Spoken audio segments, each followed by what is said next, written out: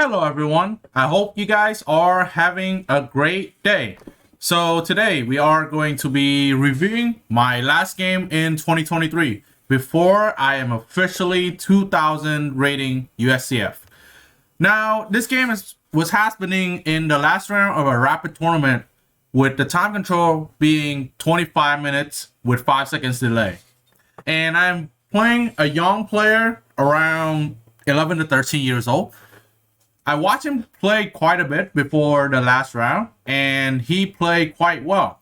I then realized that going to the main line stuff will give me a very hard time to secure a win, so I had something else in mind.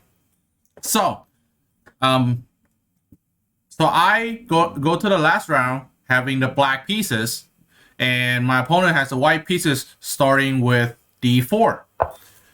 Which now, if I respond with d5, I will be hit with a ton of theory. And it's not that I am not confident in.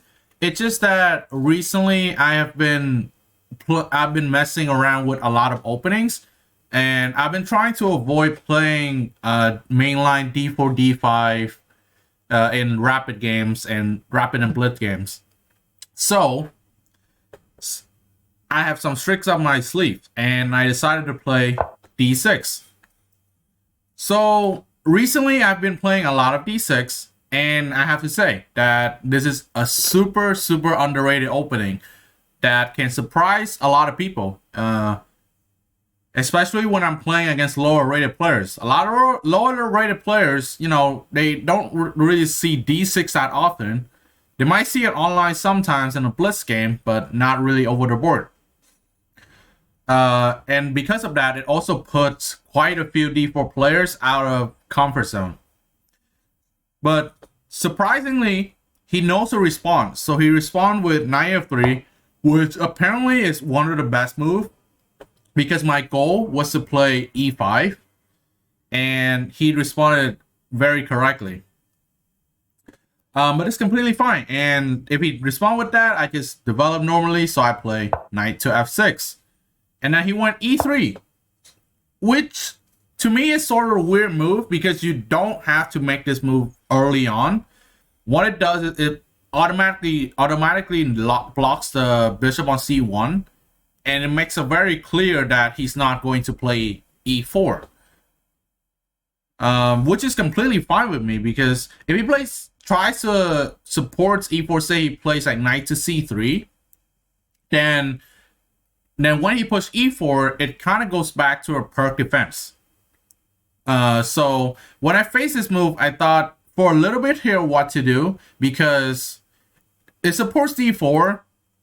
It is like a sort of a bad move, but I forgot exactly how to punish it. But then I decided to go bishop to g4.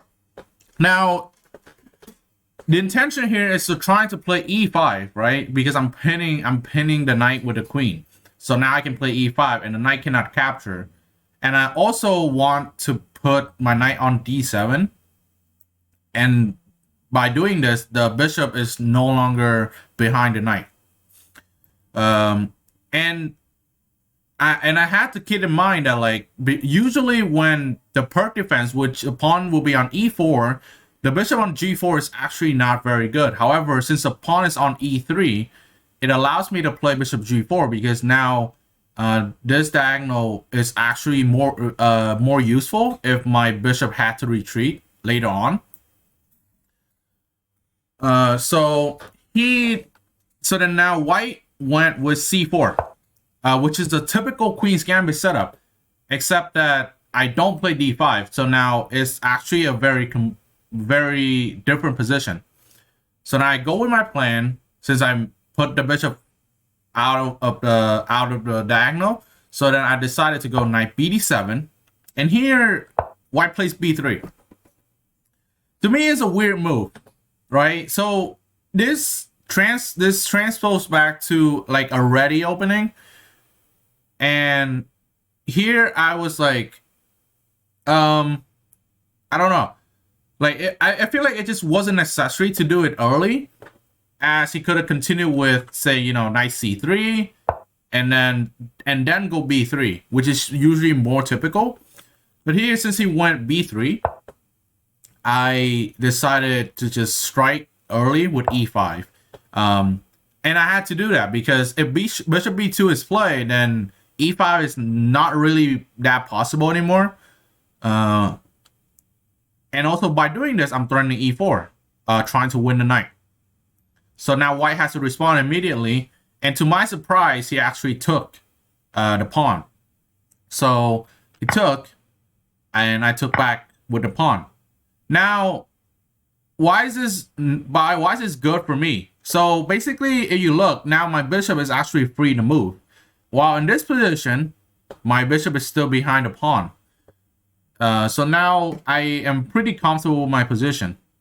So now white finally responds correctly with bishop to e2. Just completely eliminate the pin. So now there is another problem with playing b3 early. If you look at this diagonal, is very weak, and so then I decided I'm going to put my bishop here. Right. So now by putting the bishop, what it does is the bishop nor the knight wants to be on d2, because if you look, this bishop wants to be on b2. But the problem is now if it blocks with the bishop, then it's no longer on the right diagonal. So then I misplaced the piece. And also the knight wants to be on c3 because it has more outposts and it actually does more. But I feel like in this position, he should have played knight to d2. However, he played bishop to d2. And here, keep in mind that we don't want to trade the bishop. So, because the trading ruins the purpose of misplacing the piece, right? So say, for example, if I took the bishop, then queen takes back. Queen takes and not knight takes, because again, as I said earlier, the knight wants to be on c3. So now, after queen takes d2, say I castle, right? And then now knight to c3, and white is completely fine. But I don't want that. So now I went bishop to d6, and white castles. And I also castle, and now I'm very happy with my position. And if you look now, the bishop, instead of being on b2, targeting my e5 pawn, now is on d2. And it is a waste of 2 moves to basically trying to get the bishop back to this diagonal. And notice that if the bishop goes to d3, then now the knight is becoming bad. So here, white just go with knight to c3, and the bishop, it's rather that the bishop is bad than the knight, and white also wouldn't want to spend tempos. Here I went c6, stopping knight d5. This is the very typical idea, and it's also the reason why I put the knight on d7. Usually, you won't playing an e4 e5 setups, you're trying to put a knight on c6 is very standard, but I don't really play those openings, so I don't really know.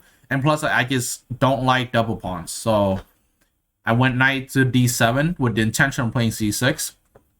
So here, when I went with, I wouldn't say a weird move, but white wanted knight to g5. So here, white wants to trade pieces. Since white's bishops are very bad, if you look at these bishops, they are very bad, and my bishops are doing absolutely great.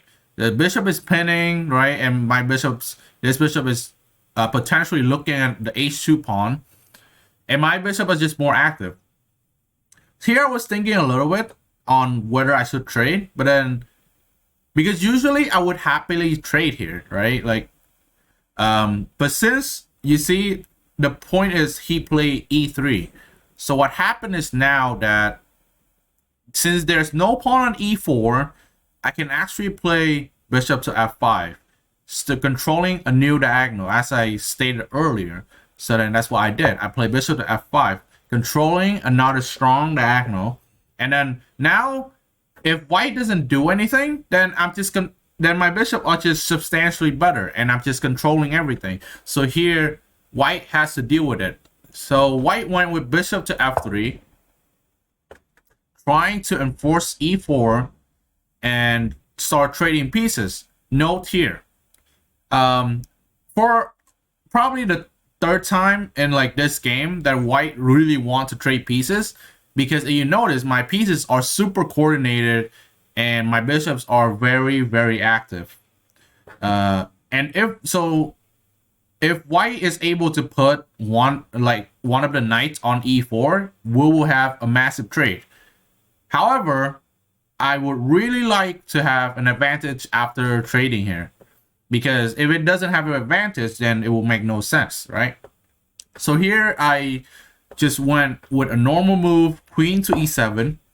What I'm doing here is, I know that one of the knights will go to e4, forcing the trade, and in fact, I cannot avoid it.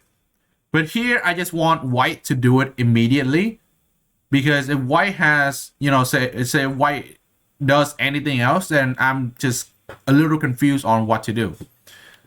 So here, white played knight g5 to e4. So here, I took first. I took with the knight. And here, white took back with the knight, which to me is another inaccuracy. So why is that? So usually a bishop is slightly stronger than a knight, because, and especially in an open game, as I stated earlier, right? The bishop is controlling this very, very strong diagonal, and this bishop is currently not doing so well. The bishop is staring at this pawn and has to protect the knight over here. However, you're seeing the reason white took with a knight is because white wants to eliminate my dark square bishop, which I actually like my dark square bishop a lot. So then I just realized that, oh, I don't want to trade this. But if I move the bishop back, right, say I go bishop back to east to c7, then now this bishop is kind of wide open. And then also because the knight is sitting here, the bishop actually doesn't do that much anymore. So then I actually ended up took the knight, just taking the knight. And white takes back. And here I go f5, gaining a very, very big tempo. If you go back to the previous position, right, if white took with the bishop, then if I trade the bishop and then he took with the knight, here if I go e5, white will just take my bishop on d6 and I will just take. And now this position is much simpler for white to deal with. Like white can go bishop c3, and now if you look, white's dark square bishop is becoming strong again, and I don't have any good counterplay. So after f5, right, I'm trying to restrict this bishop again. So here white is forced to go back to c2.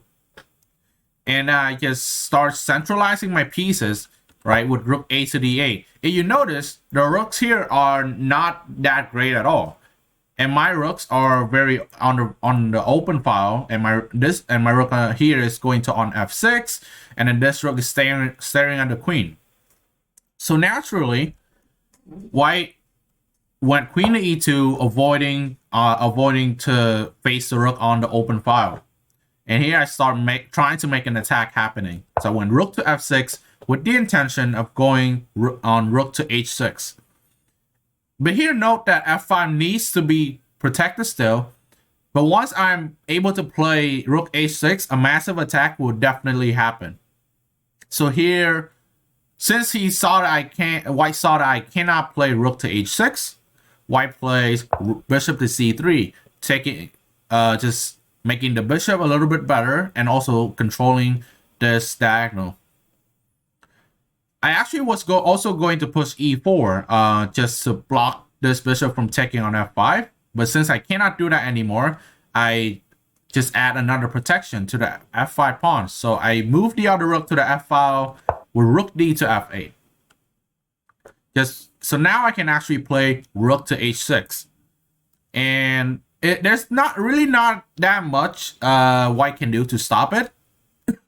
So then white plays rook a to d1, trying to centralize the rook. There's nothing that white can do here right now, and my plan is very clear. And I'm going to attack on the king side and on the h file. So I went with my plan. I went rook to h6, No, and now you see this bishop is potentially going to be very strong. And also my queen is coming in at some point. Just marking it down. And here white went b4. So on one hand, it looks like the pawn is hanging, right? But again, it is actually not hanging. So if I took the pawn, right? So I took the pawn, it looks like a free pawn. White takes back, and I take the bishop. Oh, I have a pawn. Well, now the knight on d7 is now hanging, and I just lose a piece. So that I can't. So then the pawn is actually not free. And what white is trying to do here is pushing c5. And to me, it actually doesn't propose a threat. But then I am actually unclear on what to do on the king side. So here I thought for this is probably the moment that I thought the longest in the game. I thought for around like 5 to 7 minutes. And then I decided I'm still going to go for the move. So I went e4. It's a great move. So beforehand, right, I was looking at e4 for a little bit, and I know that I had to go e4 at some point. However, I didn't see the purpose. So after, because this obviously forced h3, because g3 is just no good. G3 just weakens a lot of the squares. So here, and most likely white is going to play h3. So, which is what happened in the game. And now the move that I missed, and it took me some time to think about it, is knight to e5. Why is this good? Well, first of all, now I just centralizing my knight. Like, my knight was actually not doing much on d7, but all of a sudden, by freeing the e5 square, I allow my knight to be very, very active. And actually, white here underestimated my knight's power, and white just went with the plan, c5, which is actually a huge blunder. So feel free to pause the video here to look at the idea and look at a beautiful attack that is going to happen. Yeah.